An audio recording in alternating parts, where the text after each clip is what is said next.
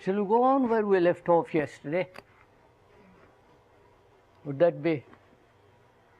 Huh? We must go through it whether you like it or not. Sorry.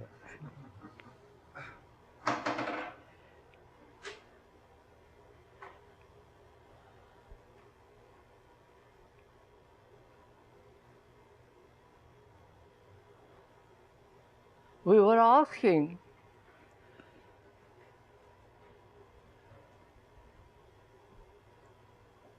how does it happen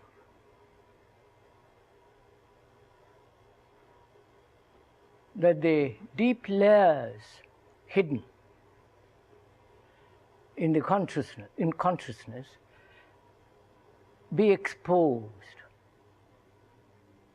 That was the question we were asking, and I'm afraid we didn't go into it completely.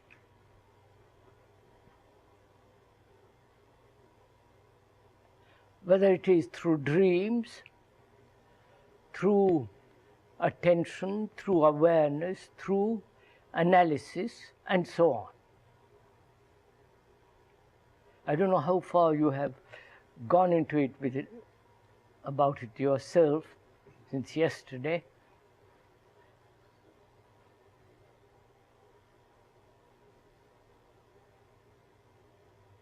So can we discuss it, open it up? Sir, I don't think we exhausted the question of dreams. We are coming to that, sir. We haven't even touched it. We just touched it yesterday.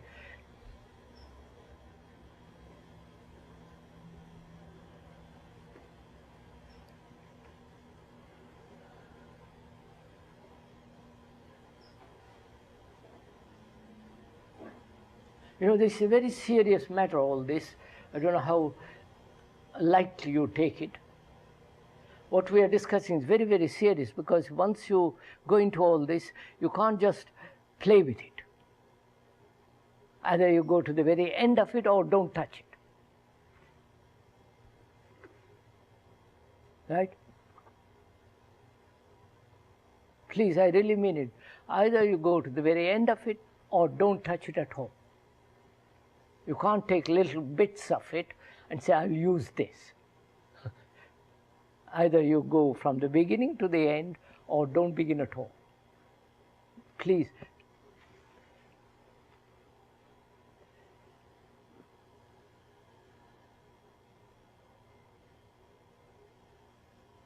One can see that one can non-analytically observe the superficial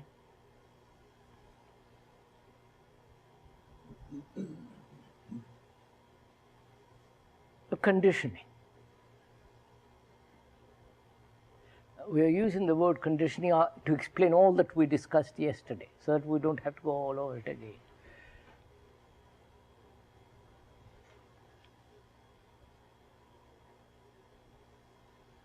But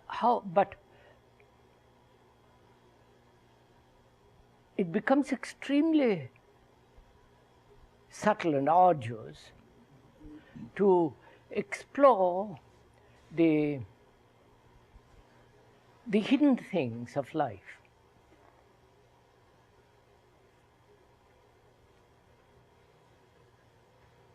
How does one do this? The concealed motives, concealed drives, ambitions, and all the destructive, deteriorating factors that lie in the unconscious, deep down. When you're involved in something, the hidden is apt to come out when you're involved. When you are involved, Dr. Weininger says, they come out. So you must, according to him, commit yourself, involve yourself in some action in order the hidden parts of one's being are exposed.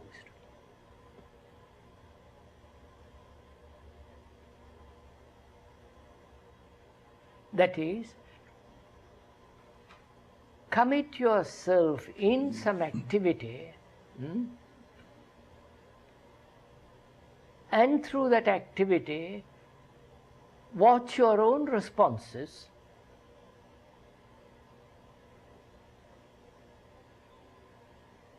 and these responses will be from the very deep layers.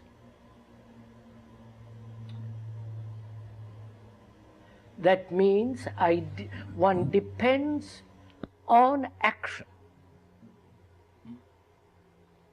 on a commitment, on an involvement in some activity. Right, sir? Or in a relationship. In some relationship.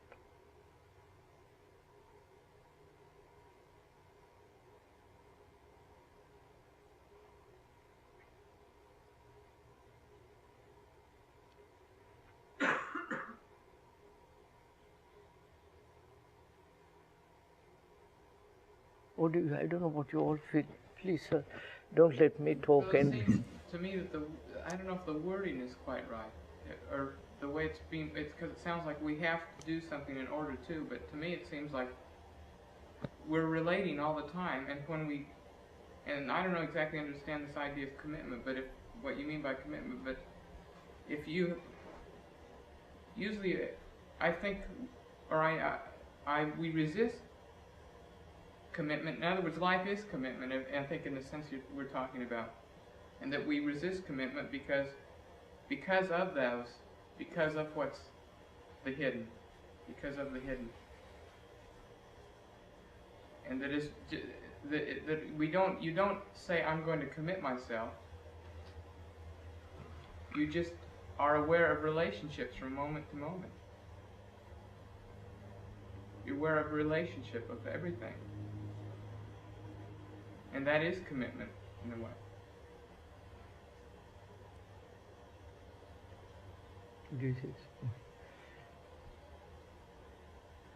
Are you saying, sir, that all life being relationship, living is relationship, and therefore you're already committed? This is what I mean. Involved. In that sense. Yeah. You're already involved, and there it is. We hide from it. Huh? We sort of hide from it, withdraw from it. And that's when you can see the hidden, though. As you see you're hiding, you see that's the hidden.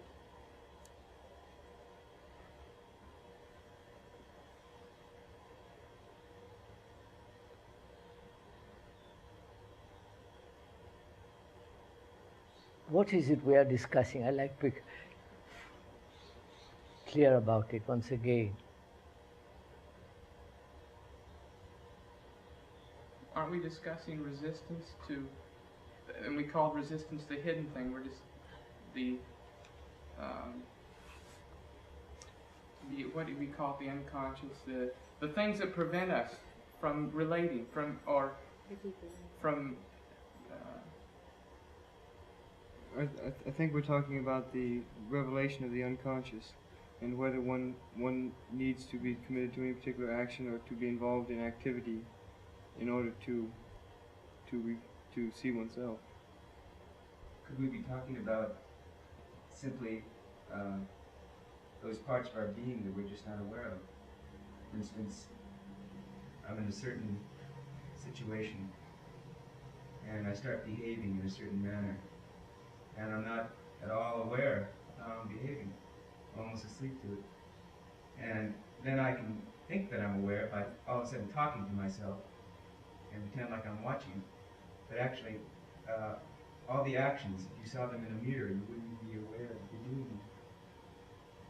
And that I notice when I go through a day oftentimes that my mind tends to concentrate on things.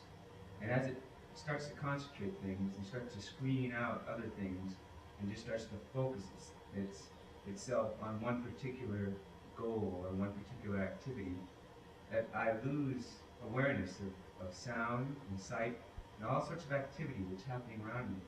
And even I lose awareness of how I'm actually behaving in that situation. so my mind is so set on a certain thing that it's occupied with. I'm unaware of how I'm acting. He's asleep.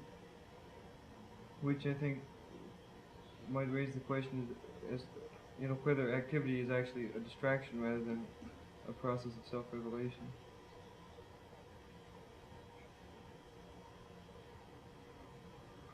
Isn't life action? Life is action. I mean, activity, if we think of it as apart from something we do, but we act all the time. We are acting.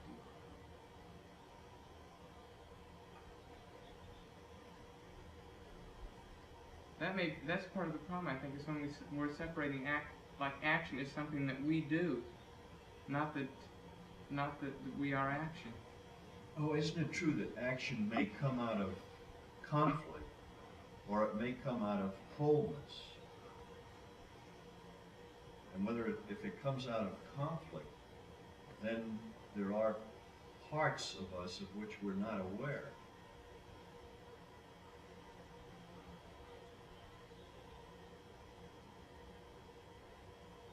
But we see it. We are aware of it the minute we act, the minute it comes up.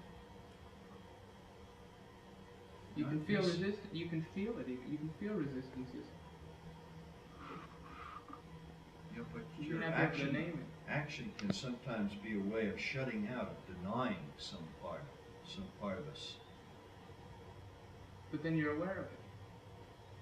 Of the part that's denied? Because, it seems to me whenever we act in order to go somewhere else than where we are, then there's a resistance because you're torn. I'm always torn between. I can feel it the minute that I'm acting when I'm not acting in accord with what you say, wholeness. Mm-hmm. You can see it, and then you're aware of resistance. So what we were discussing yesterday afternoon, that one of the fragments, because we are broken up, one of the fragments assumes the responsibility of the actor, of the censor, the one who resists and dominates other fragments of which we are made up. We were asking yesterday,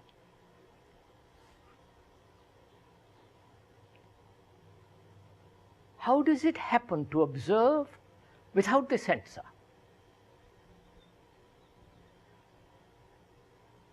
To observe all the many fragments, not let one fragment assume the superiority over the others, but to observe. In this observation, we were saying, there is no censor, no resistance, no the past, with all its knowledge and tradition and experience. That's what we were saying yesterday, to which we all not agreed. We saw what is involved in it.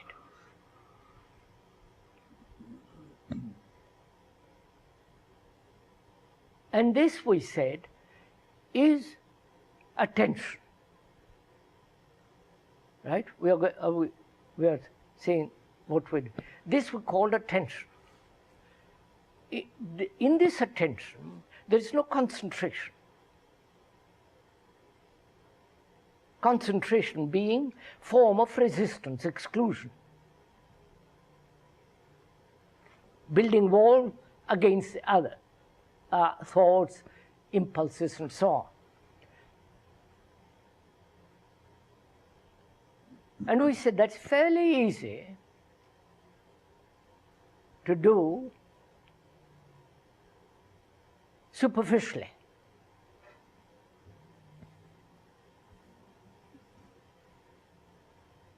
It's fairly easy to observe one's nationalistic idiocy outwardly and wipe it out. But we were inquiring into the more or deeper layers of this whole structure which is called the me.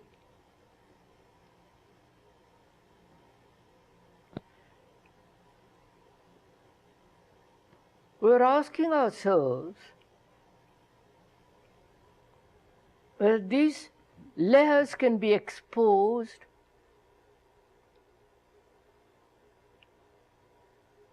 without analysis. Because we said analysis implies time. And there are God knows how many layers one has, and you take an infinite number of days, years, and by the end of it one is ready for the grave. So we said, is there a perception which sets aside or which is not involved in time, in analysis, in resistance or judgment? That's what we said. Did we also say that any act of description is an act Oh of yes, sensing? of course.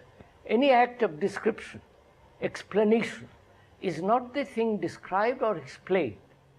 So the word is not the thing. That's what we said. Right. Now, how does this happen?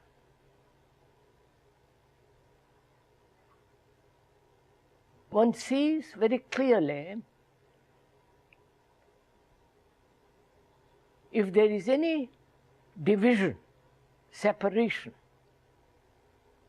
between the layers of the deep down layers and the superficial layers, then there must be constant conflict.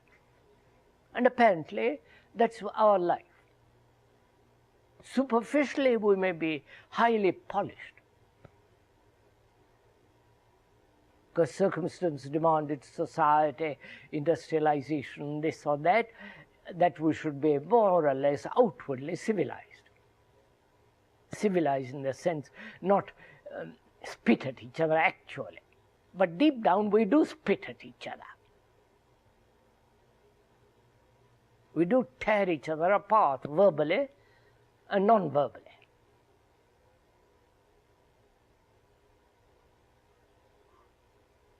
Bearing in mind that in this observation there is no naming, no verbal application to that which is seen, right?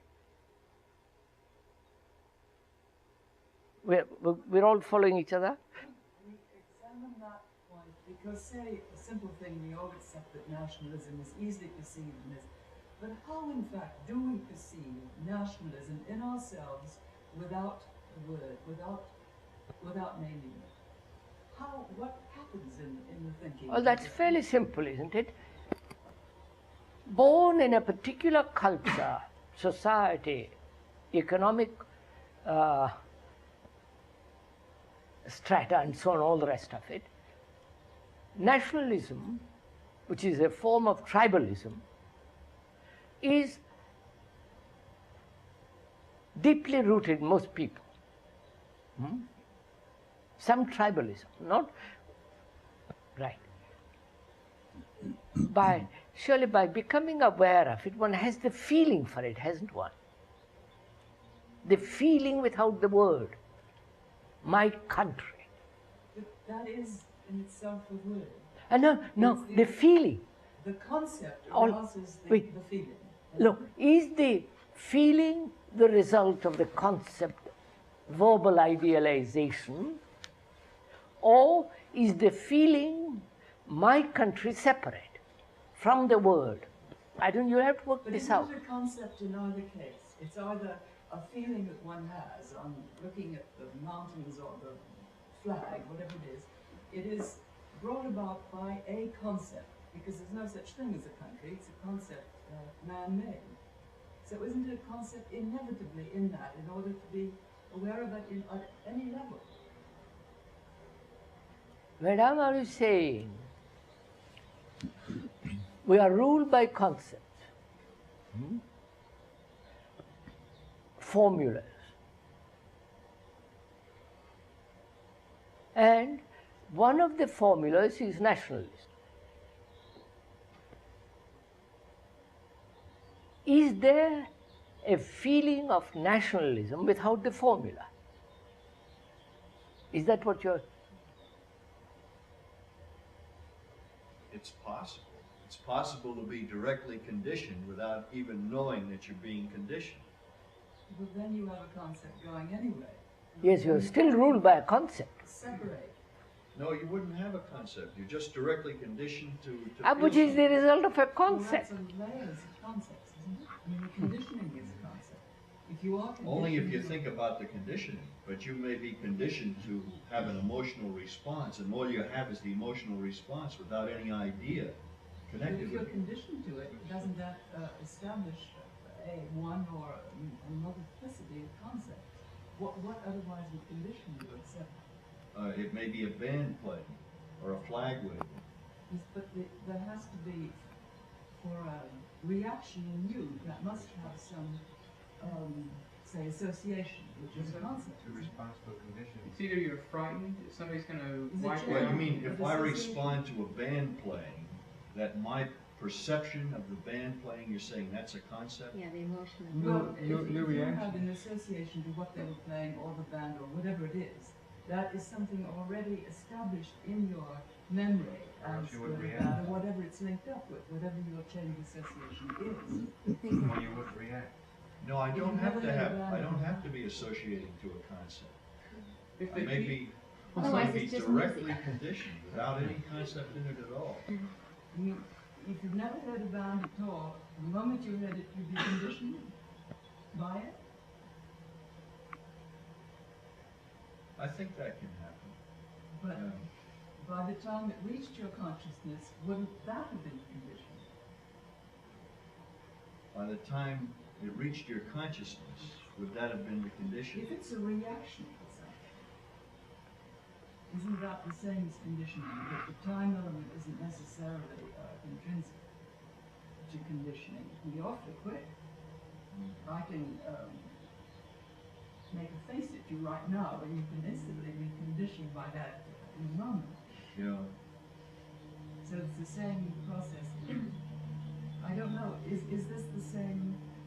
I think you're all right, that's all. We are continuing the same way. But is there a difference between perception of a so-called objective thing, such as the tree, and the moment we go into something like nationalism, which is an abstraction, aren't we immediately in a realm of concepts as opposed to... Really, one can look at that tree non-verbally. Without the image of the tree which I've seen before, naming it and all the rest of it. To observe the tree without the word, that's comparatively easy if you have played with that thing. Now the nationalism is subjective, inward, and it is an idea, a formula. My country, my government, my people, my tribe, with its particular rituals, religion, and so on, so on, so on. All that is from childhood has conditioned me. I may outwardly wipe it away, but deep down it's still there. The formula still exists. In other words, when you say you look at that formula without words, you can still look at your relationship to the concept, but you don't use words in looking at that relationship. We are asking, sir, that's the whole point. We're asking an observation in which there is no verbalization or formulation. But that doesn't mean you have to get rid of the word No. country. Leave that for the moment. See it.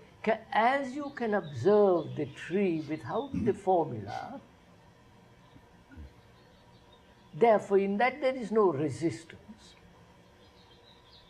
there is no division. And if you really have watched it very closely, the space between the observer and the thing observed disappears.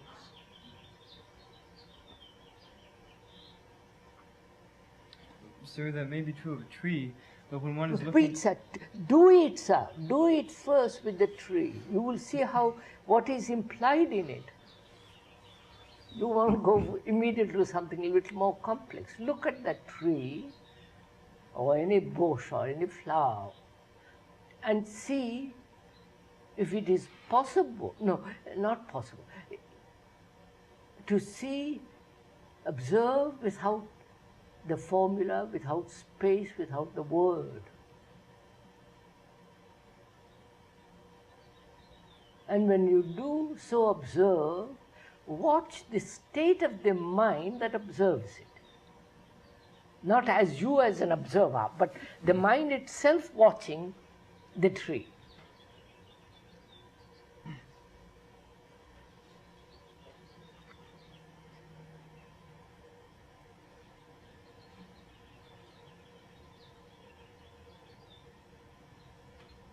Are you then asking why once somebody has done this, why it is more difficult for somebody to observe nationalism? I'm coming to that, sir. First, let's do this. See what is implied in it. An observation in which the formula doesn't exist, the formula being the past, the past with which one of the fragments of the me has identified itself as the observer, the sensor, the knower, the actor, the experiencer, and with those eyes of the past, I look at that tree.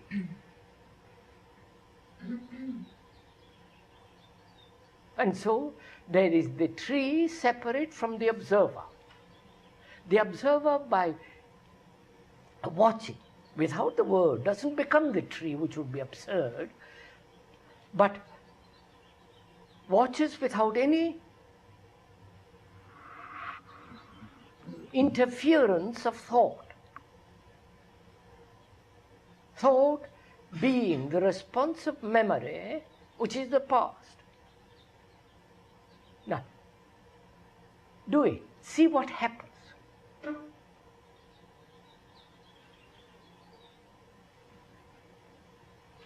Then inquire into the state of the mind that watches it, that watching that tree with that quality.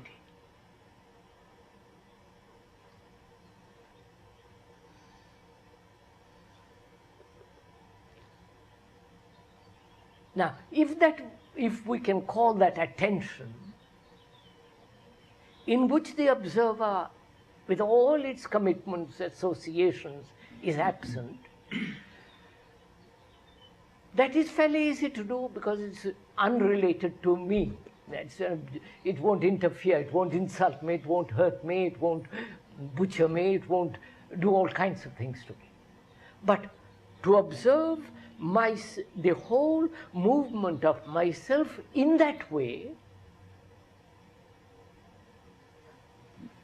becomes incredibly difficult.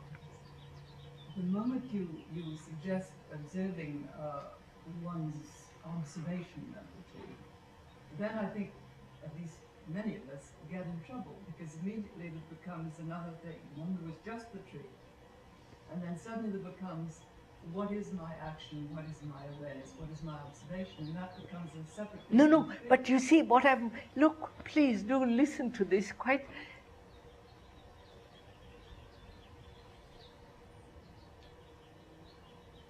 If I, to observe the whole movement of myself is necessary for the learning of the me. Right? To learn about myself, which is essential because myself is the society, the world, the family, the wife. I am all that. To watch myself with the past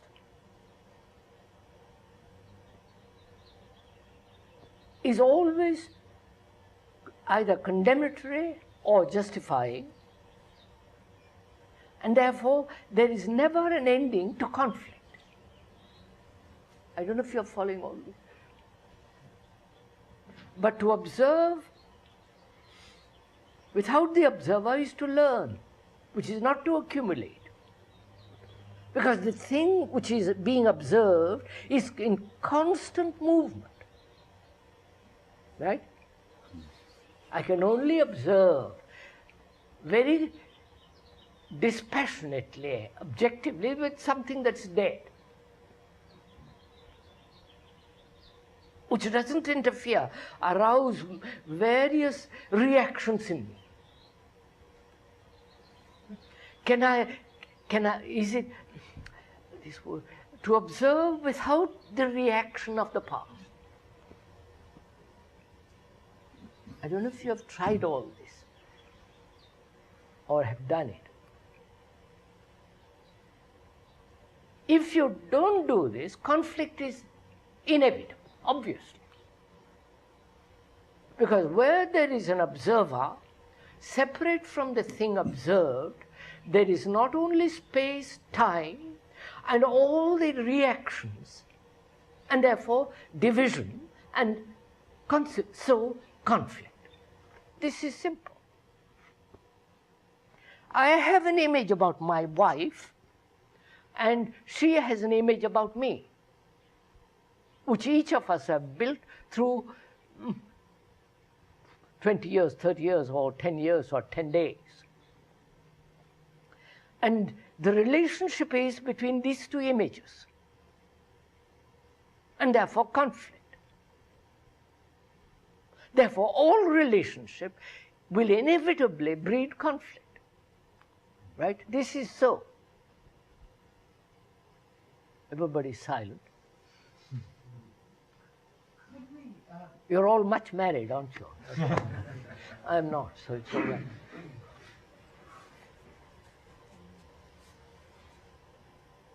Now, these images, I have an image about myself, and I have an image about the world, and I have an image based on innumerable formulas of what should be.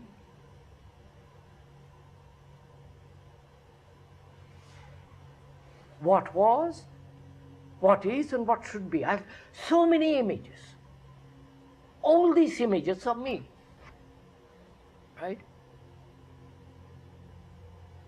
And these images invariably divide each other. Therefore, the conflict between each image is inevitable. That's one's way of living. Now, to find out a life in which there is no image and no conflict,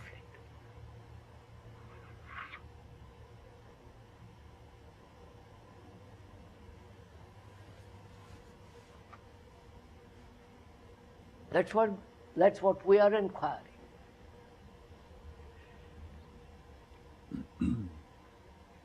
As one can observe the tree dispassionately without naming and all that, and if you observe more attentively, the space also disappears. Really, it does disappear if you have ever played with that kind of thing. The space, which is the time interval between the observation and the contact, totally disappears.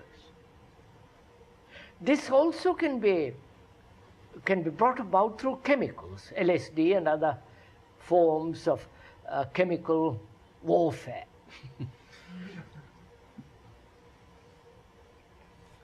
Which is artificial and on which one depends more and more, and then there is a great deal of fear and all that's involved.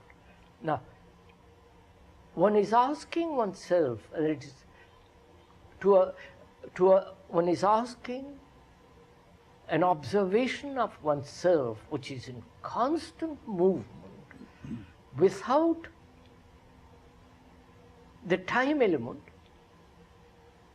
without the verbalization of what is seen,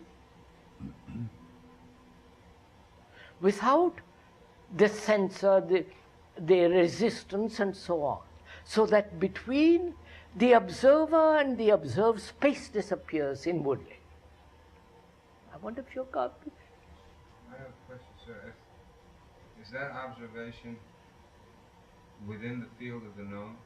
I mean, is it, if you are observing at that level yourself, is that, well, that's the only way I can put it. Does it make any sense? Is it within the field of the known? No, it's not, obviously. The known is the past. All knowledge is the past. One is adding all the time to the past. And one's life is the past. Huh? Isn't it? Yeah. And the past modified in the present, the future, and so on, so on. Now, and to learn about oneself requires this quality of attention in which there is no distortion in observation, right?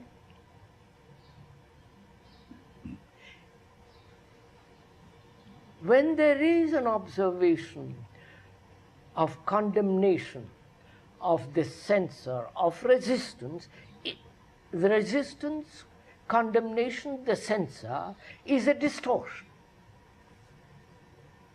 right? And I learn about distortion. So one is asking oneself to observe without distortion.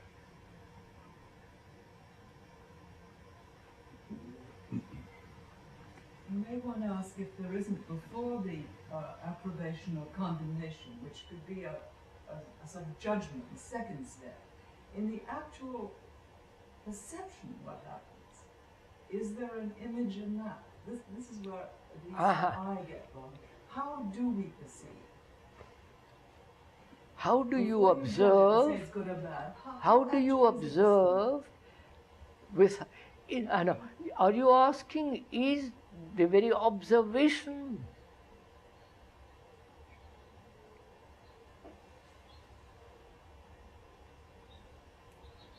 the product of the image?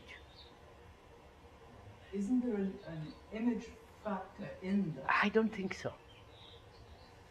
I don't think so. We do it. You'll find out if you do it. So that was what my question was. What I was asking before, is it within the field of the known? If that immediate, that perception, Yeah. that has to be in the field of the known. Am I looking, sir? It is. Am I looking at myself with an image which I have? The very look is the product of the image.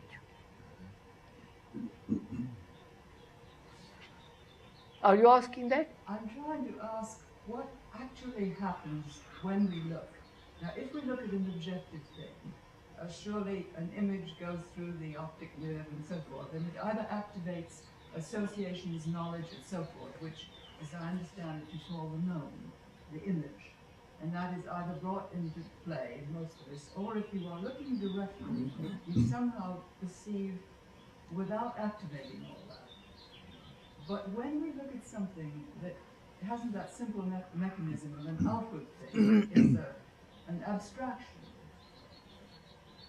I cannot seem to see how you can examine that. No. The point is, then is there anything to be examined at all? As long as I have an image, then there is examination of another image. If there is no image at all, image being the sensor, the resistance, approbation, all the rest of it, what is there? Then It there is. are no abstractions then. And no, please do. Apart from the person.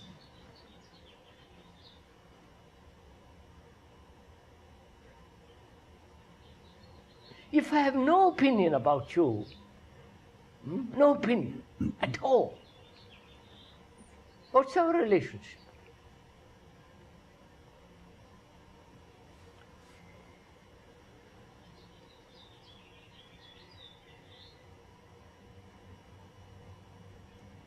Or rather, what is the state of the mind that has no opinion? It is not a dull mind.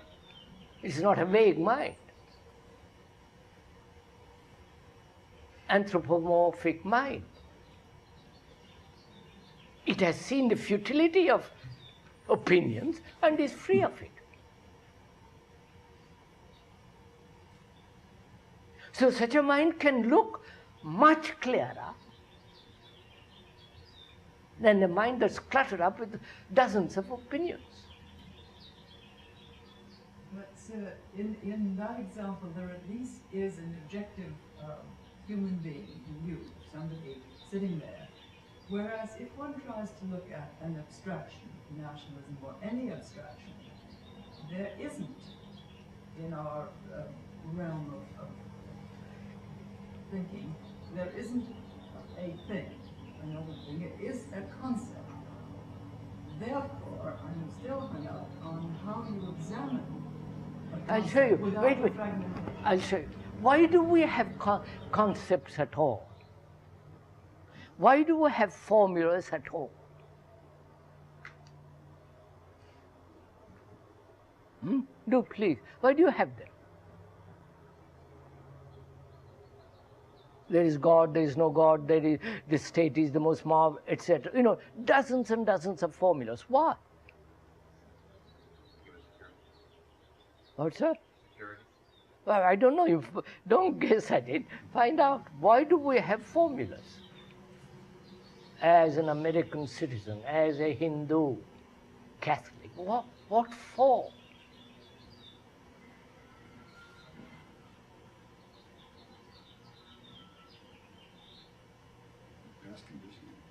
And I said, look, living in Italy, if you're not a Catholic, belonging to the established order, you'll find it awfully difficult. You don't get jobs so easily. You can't marry your son or daughter or whatever it is. Things become extremely difficult. You may laugh at the church. You follow, sir?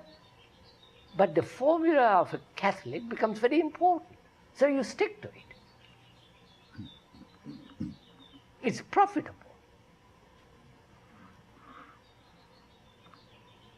So there is physical security on the one side and psychological security on the other. Formulas offer security. There is God. Finished. I believe in it. Or there is no God and I believe in it. Tremendous safety. But if you believe in no God, in a very believing community, then you're thrown out.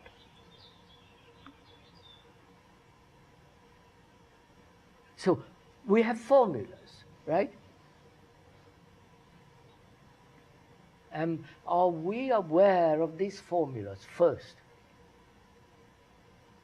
Not how to get rid of them.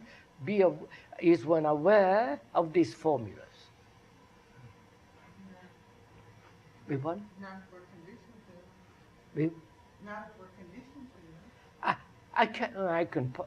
to. You can point it to me and say, look, you are conditioned by a belief as a Brahmin living in India with certain tradition. That's been repeated. I say you are perfect, right? I can throw them out. Not that I'll become a Catholic, I'll throw it all out. If I'm fairly intelligent or aware, I throw it all out. But the roots of it, the deep instinctual responses of the conditioning are still there.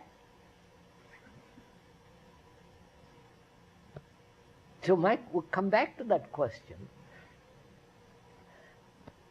How to expose all the content of the layers. You haven't answered my question. You're the expert, sirs.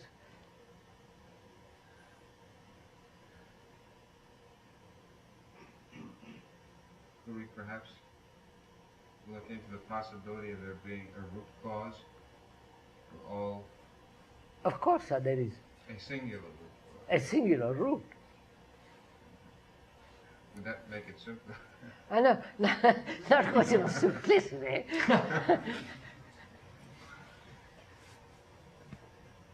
Fear seems to be the root of almost all of it. The one? Fear. Just you have all these concepts and formulas, and the reason you stick to them is you become very dependent on all of them. All right, sir. I'm afraid. Take that. I'm afraid. And therefore I depend on a formula, on a friend, or on my wife, and so on. This dependence I call love and all the rest of it, right? There is fear behind it. Now, I can observe superficial fears and perhaps wipe them out. There are deeper layers of fear, very deep fears, of which I may be unconscious, not aware. Now, how do I bring it out? Until I bring it out, I'm living in darkness, you follow? I will depend on some formula, not on this particular formula, but on something else.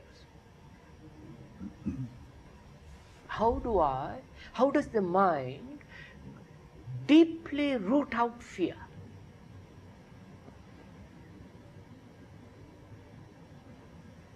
So I noticed that in my own particular case, what generally is producing of this bringing out of the symbols or the sensor is that I divide the world up into the bits that I like and the bits that I don't like. And in order to get to the bits that I like, I have this symbolic universe that I have created in order to get to them. But that leaves the bits that I don't like on the other side. But I have a question which arises out of that, if I may. That is that there's no getting out of that, because we're sort of stuck in that, living in a society such as we have, and most of us work in some kind of technological area in which we spend most of our time, and in which we have to live in a symbolic universe, so to speak. Well, now my question is, how can one live in a symbolic universe, technological universe, think in a technological way in order to earn a livelihood and so on, and yet be aware of that process at the same time?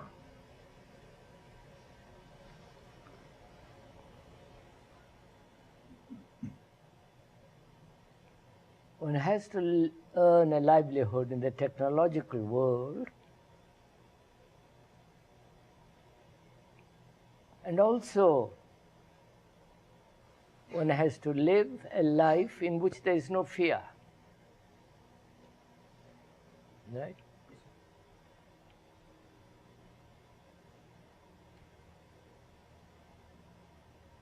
Yes, that's what we are inquiring. We are saying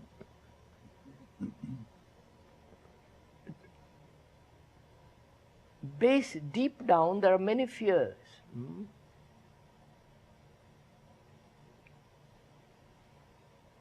The releasing of these fears makes the mind obviously extraordinarily intelligent. And that intelligence will operate both in the technological field and yet not bring about fear. I don't know if... So that's why we have to inquire into this question whether fear can be totally be exposed right down at the very roots of our being. Go on, sir. I'm doing. Proceed. How does this happen? My question before, or my statement before, with regard to a root cause, perhaps if we were to find the root cause of all fears. We are coming to that, sir. We are coming to it. You will see it in a minute yourself.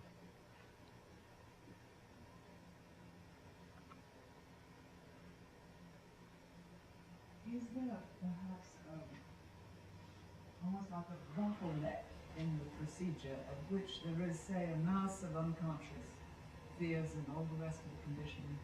But the moment when that operates, the moment when that enters your thinking, enters your action really, isn't that the moment when it can be dealt with? If, as you said yesterday, one cannot explore the endlessness of one's own unconscious. Look, madam. The moment that it comes up like a bubble to the surface, can't we deal with it then? That means that one by one. No, well, one by one in that every moment of living. I have no time. That's too long. I want to get rid of the beastly thing altogether. But would it be, would time be a factor in it at all if it were immediately? Well, it might take a year for a certain feeling to rise up. All right, but we we'll find out. We're going to find out. Sir, could it be that to really look at... Don't get, sir. Don't guess. No, I'm not guessing. Because then we are lost. But I notice that I keep escaping from looking at this thing, this root cause. The very thing that I escape from, as I'm looking at fear, I become afraid. And I'm not looking at that fear that keeps me from going deep down. We're going to find out, sir. It seems to me that fear has sort of a stigma attached to it, so that I can't look at it without condemning it. I mean, you follow? Sir, that seems to be the real problem. Do let's be more efficient and practical. You have fears, haven't you? Hmm? What do you mean by that, fear?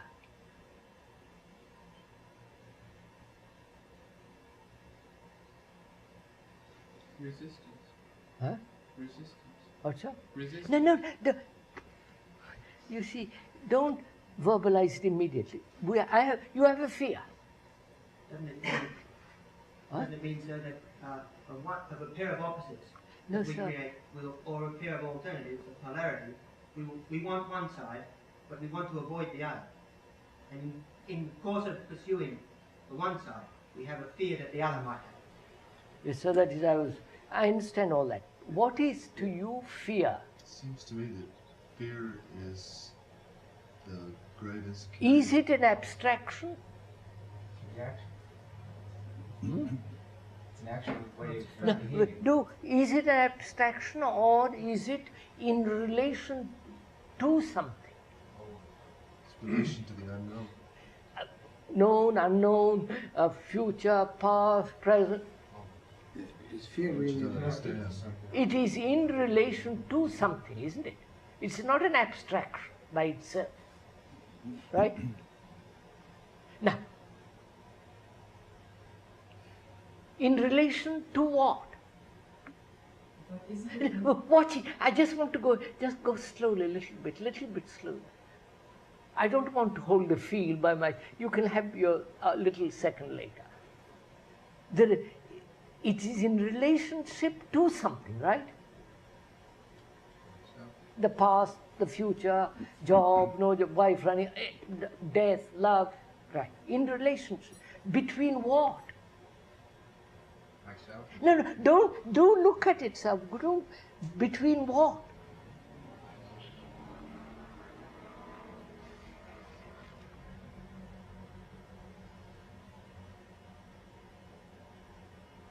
We have our image of the world, and we have our image of ourselves, and the conflict that those images produce in us, the feeling, is fear. My dear chap, just a minute. I'm asking you, move away from that.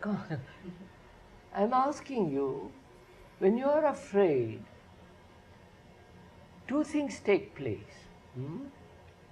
You and the thing afraid of, the fear of something.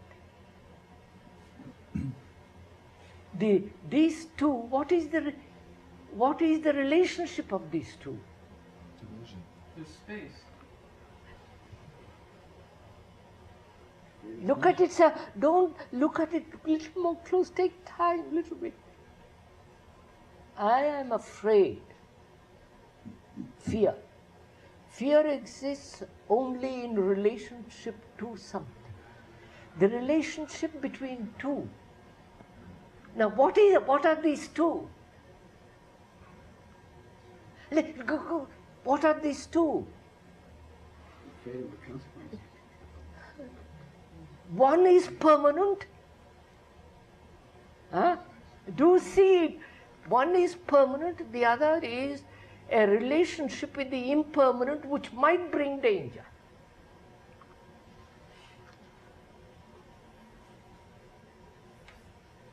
Could you say that again in another way? I'm lost. Look, sir, I am afraid of the past. Fear of the past. Therefore, a relationship between something that is permanent, which is now, and something which has happened yesterday. Right? I don't see how the permanent can be threatened by sir, the do impermanent. look at it. I may be saying it wrongly. You find out.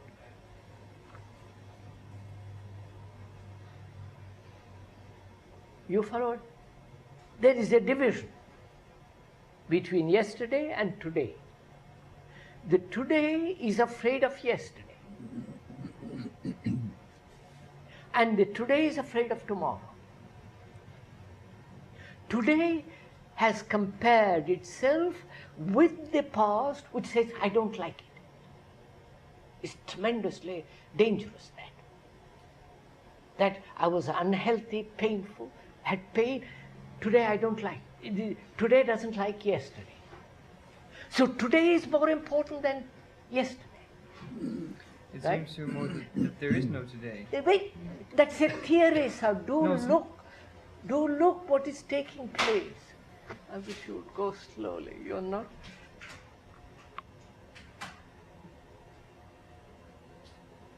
So today is judging the past. The relationship is between today and yesterday. Today is, let's call it for the moment, permanent. Today is the only thing that matters because I'm unhurt at this moment. At this moment, I'm healthy. At this moment, I haven't lost a job. At this moment, my wife hasn't turned away from me. At this moment, I believe. This moment, in relation to the past, says there is fear. Obviously, this is simple. No? Or tomorrow, Huh? or tomorrow, you said. Or tomorrow, fear of tomorrow. Of course, of course. The fear isn't actually the future because you can't fear something that's right now. You have to fear it happening. So today, in relation to the future, tomorrow is afraid. Today, in relationship to yesterday, is afraid. Comparing today, perfect health, perfect happiness. I'm living.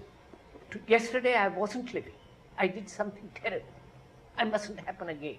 I'm afraid of it. You know, all that business. Right? Now, don't accept this, please. Right, sir? Can we pause for 5 minutes? Yes, sir. So can we say that the comparison the comparison between today and yesterday and tomorrow, comparison is fear.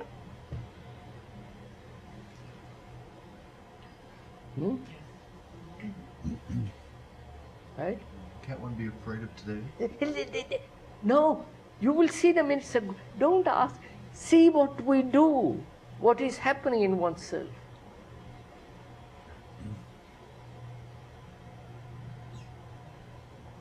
If there were,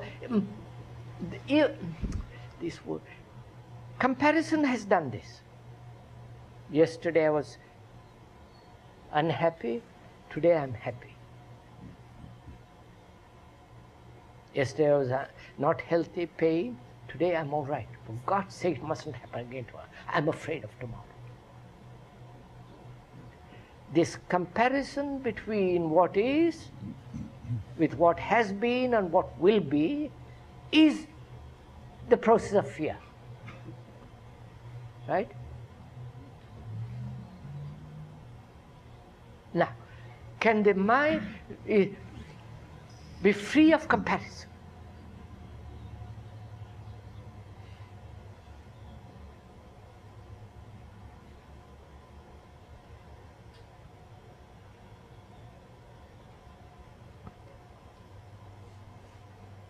To be free of comparison, you would have to be free of thought. No, wait, don't complicate it. So look, investigate, see the problem involved in it. How difficult it is to be free of comparison, because we are brought up from childhood, conditioned to compare. You are clever, I am not. You have better marks than I am. You are the, I'm the lowest in the grade, you are the highest in the grade. A grade, A, B, C. You follow? We are conditioned from childhood to compare. And the comparison is conceptual. No, first see how we compare, not what it does. This is a better car than that. You are more beautiful than I. This is better cream for your face than this. Everything is comparison.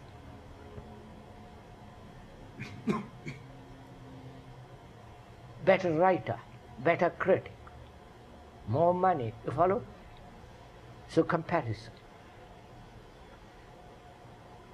And one's whole life is based on this, it's conditioned by this. So, I'm asking, fear exists as long as there is this comparative look.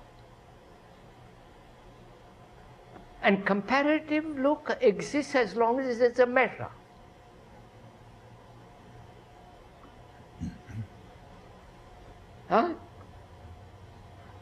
Right? Measure means measure according to one's like and dislike, which is an illusion. You're getting all this? No, sir. Is it always according to like and dislike? For instance, if I have to do a task, if I have to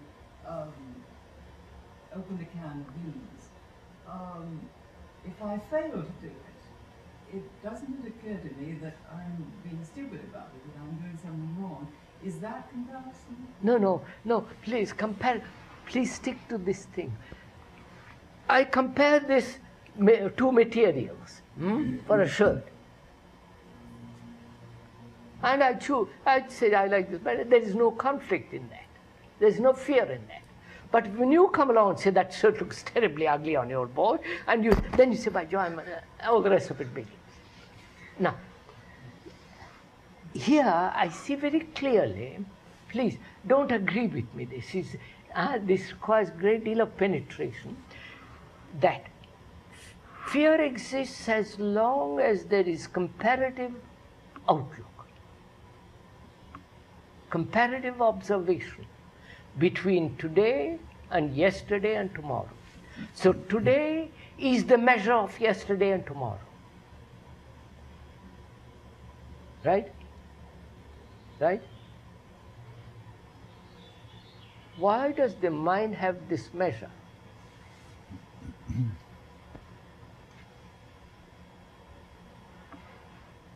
Because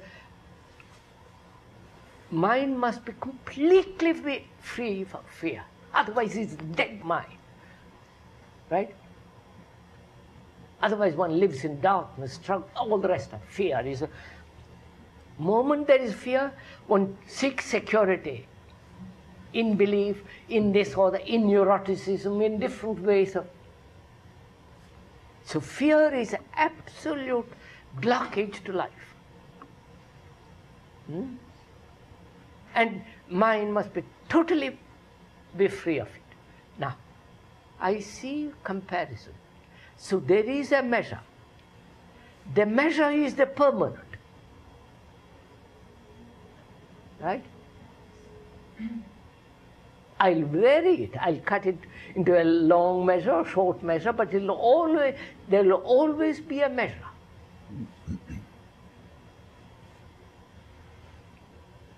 And that's the cause of fear.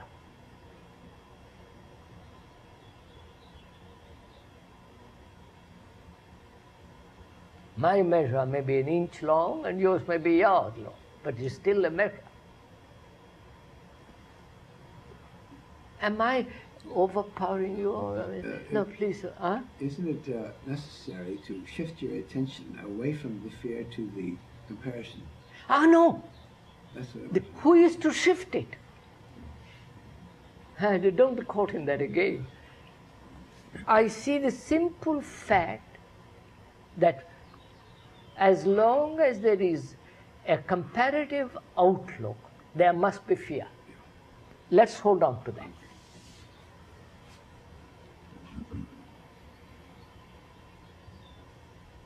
The comparative outlook being today is so important because today I feel well.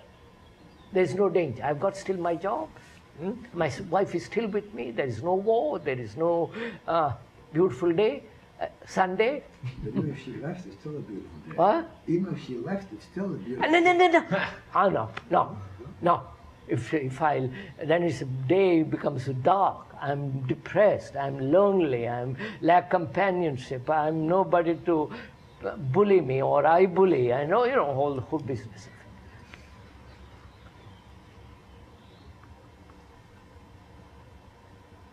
So the measure is today. See, sir, what's leading to, right?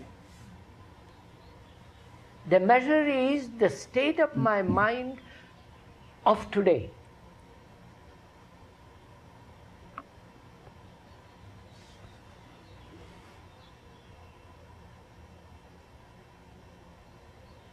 Today, nobody had discovered the lie or the thing which I had done yesterday.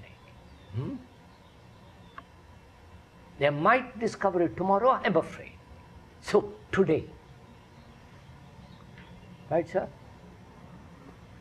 Are you sure? Don't agree with this, please. No, I'm not sure about this. Because if I really compare an action with something that I did yesterday, say for instance, yesterday I gossiped about my neighbor, and today I was in a situation where I could gossip, but I didn't. And so I learned. Wait, see what you have, what has happened. Yesterday you gossiped about your neighbor.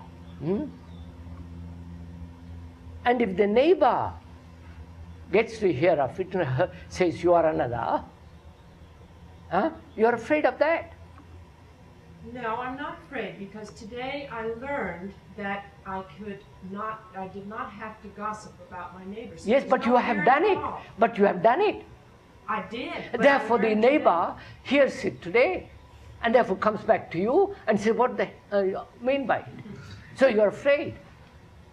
No, you might have learned. I would be afraid if I were totally aware of what I had done yesterday, and that is comparing. No, if you have learned not to gossip. But you have gossip that will hurt you. And you hope your neighbor won't hear of it. But if you change your behavior, then maybe you're not afraid. If you really change your behavior. What, sir? If you change your behavior, why would you be afraid? Because you feel free. Today I've changed my behavior, right? Yes. But I've done something wrong yesterday. I hit you yesterday. It isn't wrong if you learn. If you learn something. I don't know. You're so, aren't we, when we say no, that? look what is. Look what has happened. We're associating what we are right now with what we were before. There it is. And if you don't associate it, You're through with it. You're through with it. If you say, I'm sorry, I'm finished, I will never again gossip. No, well, Wait. That is to learn completely about gossip. You will never gossip. And when the lady comes back or neighbor comes back and says, what the devil do you mean by it? I said, I'm awfully sorry I did it. It's finished. There's no fear in that. If you are finished. But that's because what we saw, what we did yesterday, we think that's permanent. That's us today and it'll be us tomorrow. But Yes, that's sir. not Yes, true. sir. Yes, sir. But if I... Because we're not, I'm not what I was But if yesterday. you have learned, why isn't it true? If you're not a gossip, what I'm saying, they're coming back and saying you're a gossip. You're not listening. Yes. No. Okay, go ahead. What? If you have learned, why isn't it true? It is true what you were yesterday. The fact is there, but what they're coming back at you saying, look it, you did this to me yesterday. That you is a spirit now. It's that you is. Yes, sir, but you've taken my money away yesterday. Huh? They can punish you, they can take this physical thing. Wait, what we are saying is fear.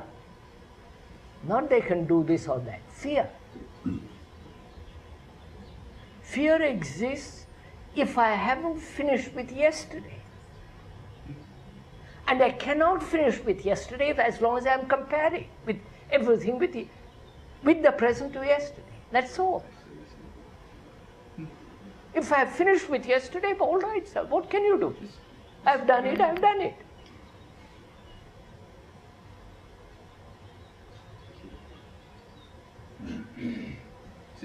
But as long as I have comparative evaluation, there will be always fear.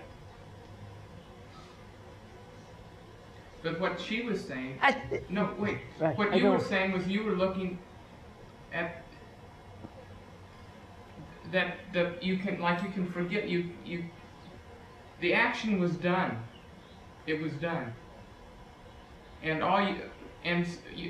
we're trying to be secure. We're trying to say if we don't gossip today, no one will come back tomorrow and say that we didn't gossip 10 years ago when we were gossiping, there's no security in that. You can't say that somebody isn't going to come and punish you or whatever you want for you. We don't know. They could come back. The neighbor could come back. Security. You have learned nothing. You want some contract, some guarantee. No, I'm saying what you're saying. I'm saying if we're worried, we're worrying about it. We don't know. The fact is we don't know if someone will come back because we've gossiped before. It doesn't matter if you have That's really right. learned. That's right. It doesn't matter. It doesn't matter. Wonderful. Let's know.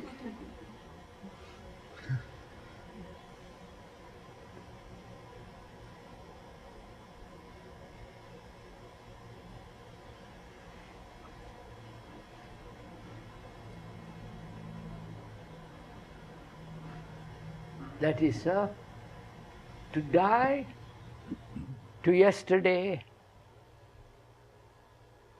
each day. Then there is no comparison.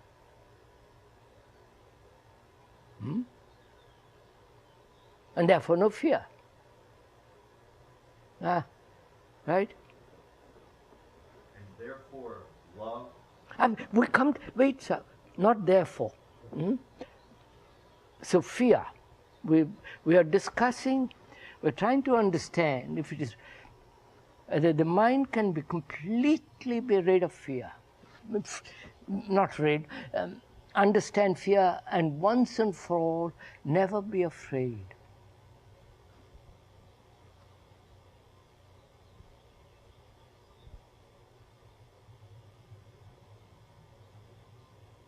Dying each day to every day, right? So that there is no comparison.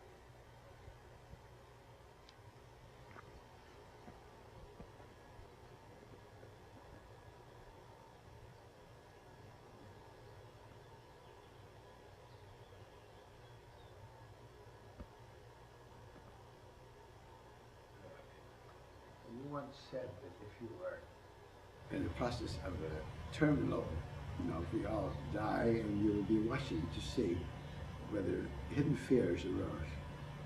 Now we are doing this now. Wait, sir. When there is no comparison at all,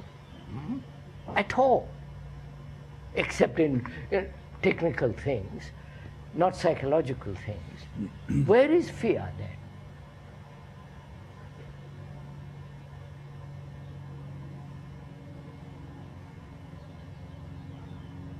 So we go back to the word, to the verb to be. The verb to be has conditioned us so deeply. Idea of achieving, becoming, reaching, right? So, with that verb goes also comparative evaluation. I was yesterday unhappy. I am happy today. I'll be happy. I hope to God I'll be happy tomorrow. And tomorrow is so uncertain, therefore I'm afraid. So I'm asking myself whether the mind can observe without comparison. Myself with another, myself with, comparison.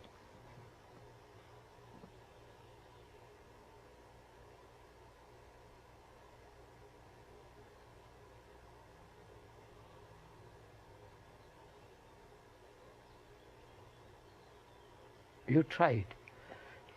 Do it and you'll see that one can live completely that way.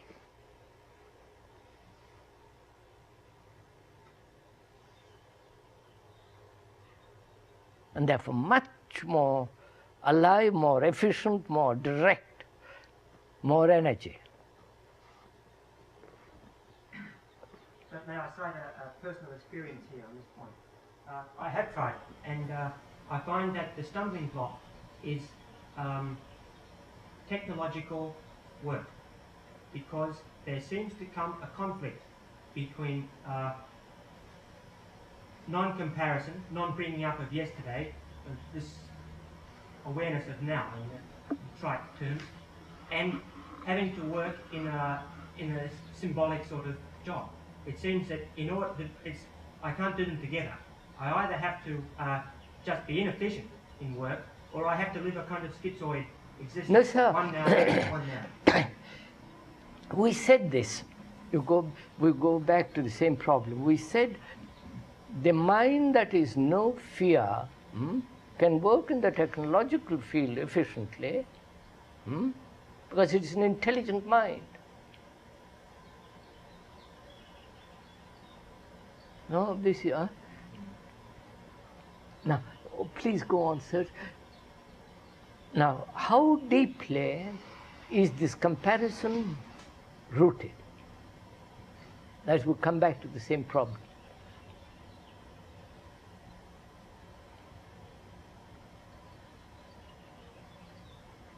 What's that? Something in me tells me to survive. Is survival a matter of comparison?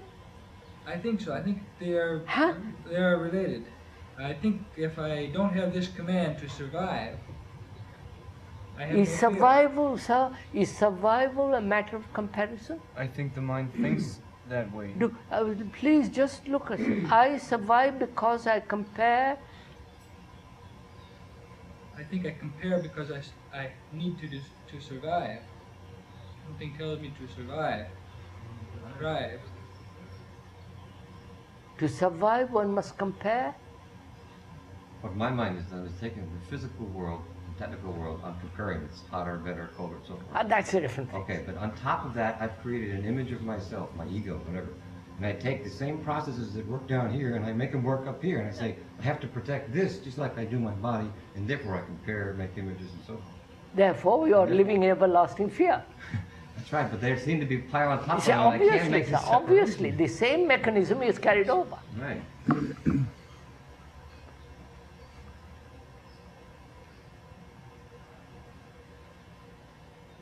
Is survival, I mean, comparison necessary to survive?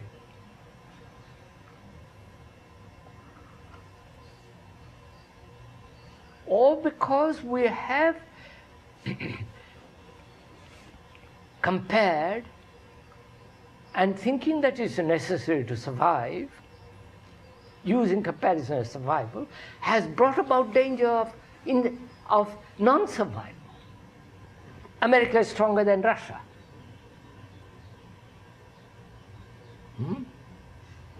India is stronger than some other this little country. And so on. Divide, divide, divide, which is destroying us. The very demand for survival through comparison, I'm stronger than you, is destroying us. Therefore, it is not giving us survival. No. It's not helping us to survive. I think he's talking about success as compared with survival. Success. That's one of those awful words. Well, I think I would have no fear at all if something didn't tell me to survive. You mean survival you are equating with success, are you, sir? No, I don't. Success is a separate issue for me. But something says survive, thrive, something within What do you mean survive? You are surviving. I mean, Yes. physically or psychologically? And that's the origin of my fear. If I were not afraid to die, I would have no other fears. I mean, sir, look. Afraid to die. Yes. What does that mean? You are living. Tomorrow may something happen, and you will die. Not you, I mean. Therefore you are afraid. Which means comparison. Yes. So can the mind observe without comparison? So try, do it and you will see it.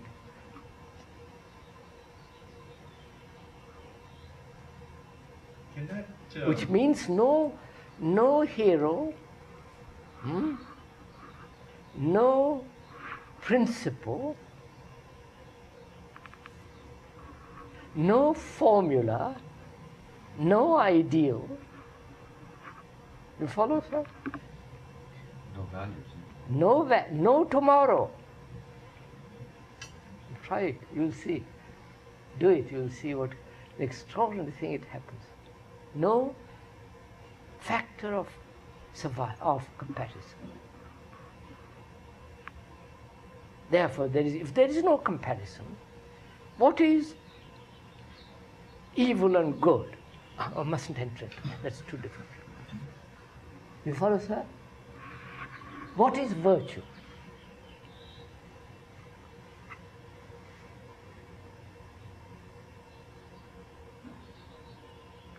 We only know virtue through comparison. Right?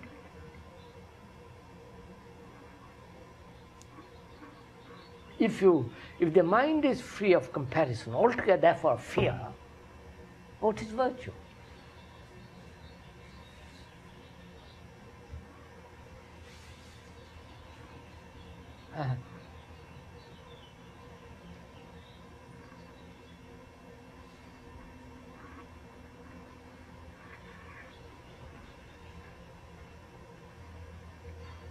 I have a question. I'm not sure how to ask it clearly.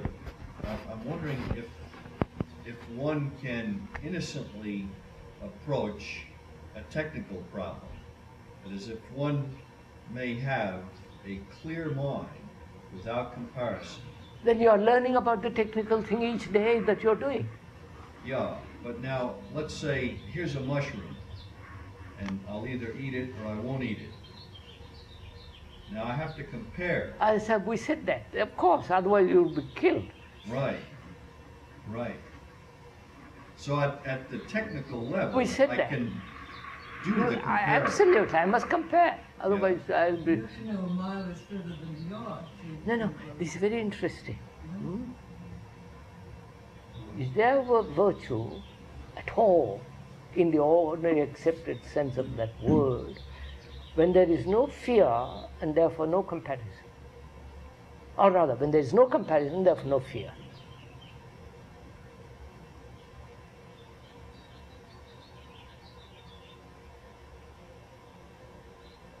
Not good or bad at all? And don't. There is obviously good. I mean, don't. You see, the moment you.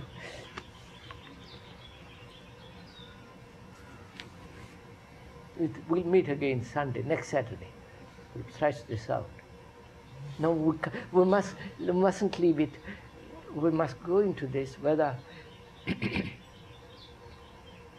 fear, comparison, so deeply rooted,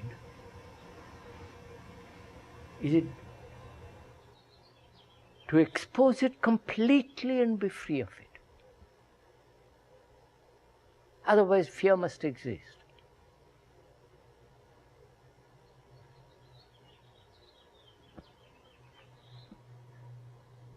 Is that exposure, does that exposure take place through dreams?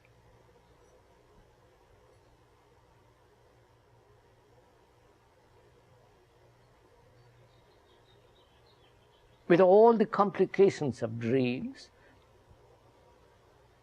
and the analysis of dreams, though the analysis may take place while you are dreaming,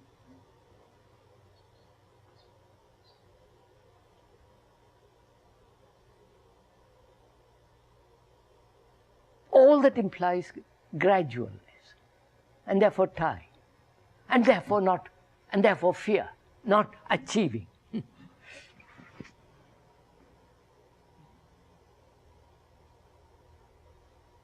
So, yes, have you got it?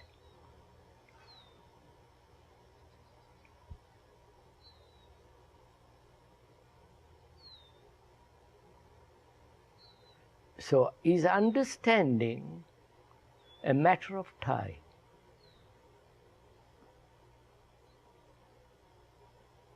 Or are seeing the truth or the falseness of this of fear, comparison, seeing it, the truth of it, the understanding of it, is it a matter of time? If I understand it, I've understood the whole structure of the unconscious. Oh, that's sorry.